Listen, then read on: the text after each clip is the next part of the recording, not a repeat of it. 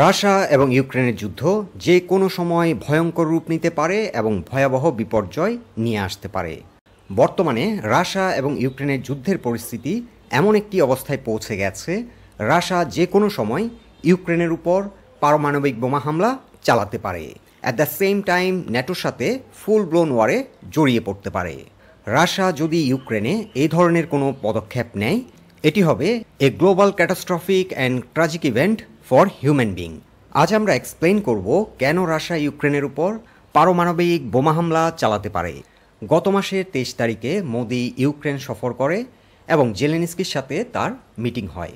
এই ভিজিটটি ছিল বর্তমান রাশিয়া এবং ইউক্রেন যুদ্ধের কনটেক্সটে অত্যন্ত তাৎপর্যপূর্ণ একটি ঘটনা।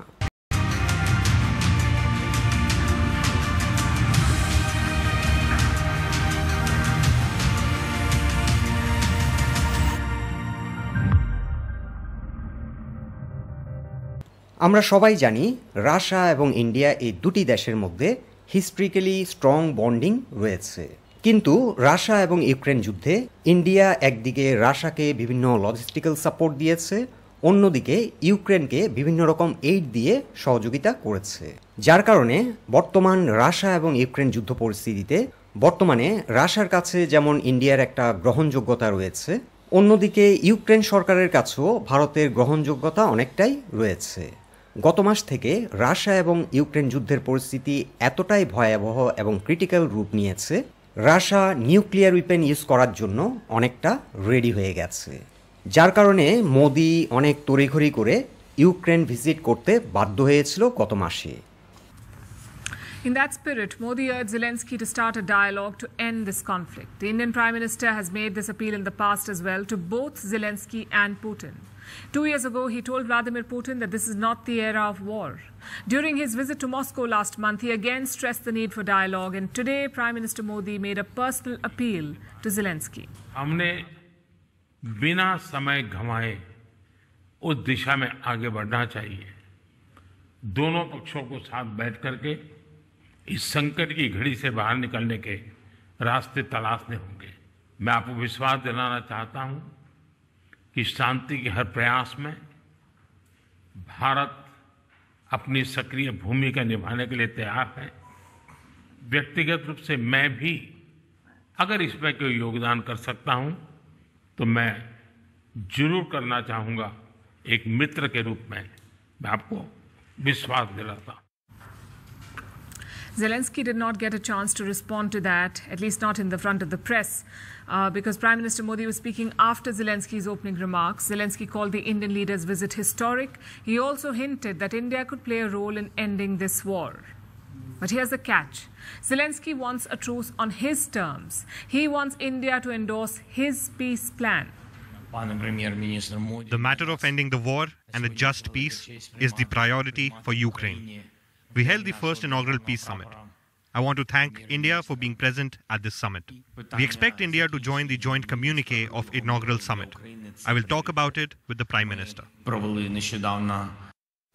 বর্তমান পরিস্থিতিতে আমি মনে করছি রাশিয়া এবং ইউক্রেনের যুদ্ধের সমাধানে পৌঁছাতে এটি হলো last chance of negotiation and diplomacy. গত মাস থেকে জেলেনস্কি বেপরোয়া হয়ে উঠেছিল, নেটো এবং আমেরিকার কাছ থেকে পারমিশন চাইছিল লং রেঞ্জ মিসাইল এবং ড্রোন দিয়ে রাশিয়ার অভ্যন্তরে লং রেঞ্জ মিসাইল এবং ড্রোন হামলা চালানো। রাশিয়ার একটি অঞ্চলে আক্রমণও চালিয়েছিল।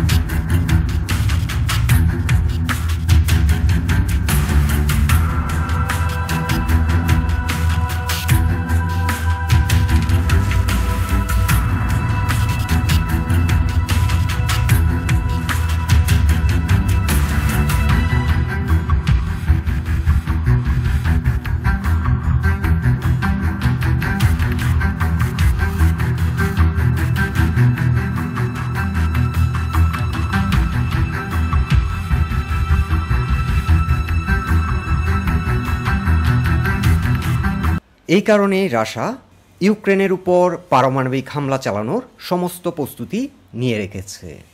এ মাসে ৩ তারিখে রাশিয়া তার নিউক্লিয়ার ডক্ট্রিন আবারও অ্যামেন্ড করলো, কিন্তু নিউ পলিসি কি হবে সেটি তারা পাবলিশ করেনি।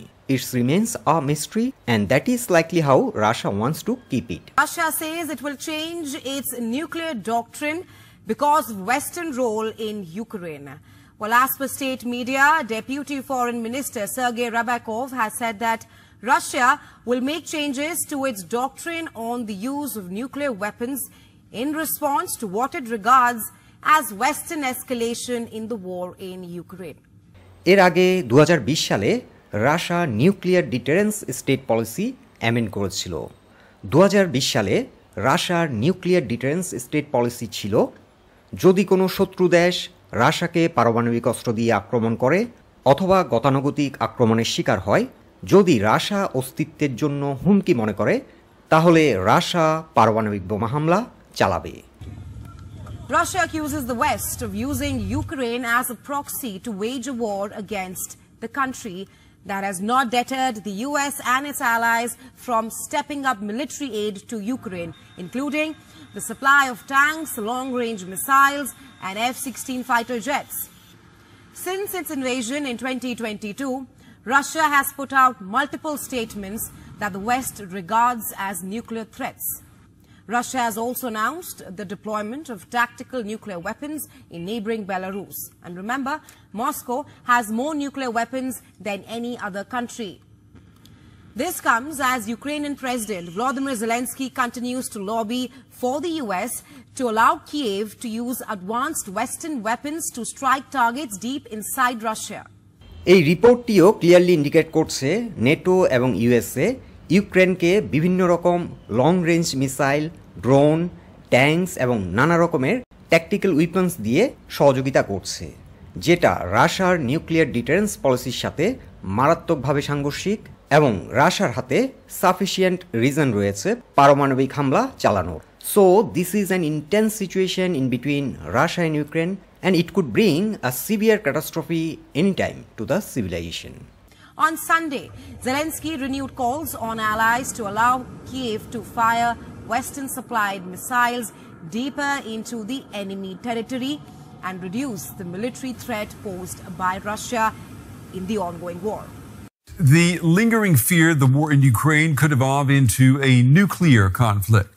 Ahead of the gathering in Ramstein, there was speculation the U.S. would give the go-ahead to send long-range missiles to Ukraine. Now, this week, Russia's foreign minister, Sergei Lavrov, issued a warning to the West. They should understand they are joking about our red lines here. They shouldn't joke about our red lines. Coming from a nuclear power that sounds like Russia would be prepared to use a nuclear weapon. U.S. researchers believe they have now found the first launch site for the experimental missile. It's believed to be located at a nuclear warhead storage facility nearly 500 kilometers north of Moscow. Situation is really getting out of control. We really don't know what's going to happen tomorrow. We, the people in the multipolar world, do not want war. We want to build a collaborative future.